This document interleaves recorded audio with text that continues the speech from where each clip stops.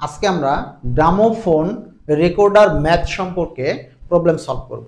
তো এই related problem solve করার জন্য প্রথমেই আমরা জাহাঙ্গীরনগর ইউনিভার্সিটির 17-18 সেশনে আসছে এরকম একটা প্রশ্ন নিয়েছি। সেই প্রশ্নটা ছিল এরকম যে একটি গ্রামোফোন রেকর্ড প্রতি মিনিটে, গ্রামোফোন রেকর্ড প্রতি মিনিটে, আচ্ছা প্রতি মিনিটে যদি হয় তাহলে তার পর্যায়কাল হবে কত? 1 মিনিট। 1 মিনিট মানে কত? 60 সেকেন্ড। তার মানে গ্রামোফোন রেকর্ডের পর্যায়কাল আমরা পাইলাম বা প্রতি মিনিট পাইলাম 60 সেকেন্ড। কতবার ঘুরছে? 30 বার। এটা হচ্ছে ঘূর্ণয়ন সংখ্যা n এর মান। ঘুরছে কেন্দ্র হতে 10 সেমি দূরত্বে অবস্থিত কোন বিন্দু রৈখিক বেগ চাইছে। আপনারা জানেন যে রৈখিক বেগের সাথে কৌণিক বেগের সম্পর্ক রয়েছে।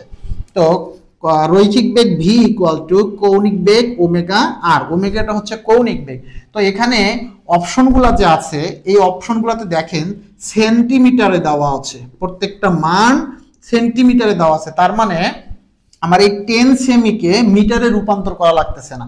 তাহলে আপনারা জানেন যে রৈখিক বেগ v = omega R. Omega = twice pi n ভাগ t ইন্টু r।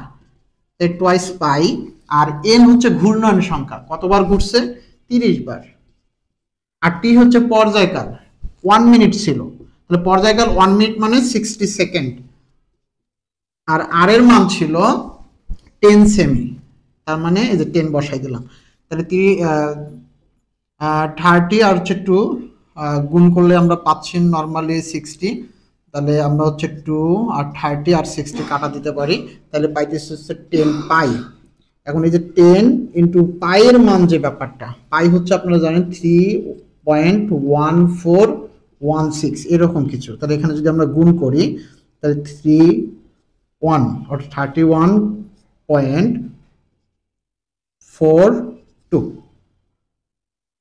এত মিটার, সেমিমিটার পার সেকেন্ড। তাহলে অপশনটা একটু চেক করে দেখি। এ অপশনে আছে 31.42 সেমি পার সেকেন্ড, তার মানে আমার হচ্ছে এটা রাইট আনসার, কারণ অ্যান্সারের সাথে মিলে গেছে। পরেরটা 35 আছে, এটা হবে না। পরেরটা 40 আছে, এটা হবে না। পরেরটা 60 আছে, এটা হবে না।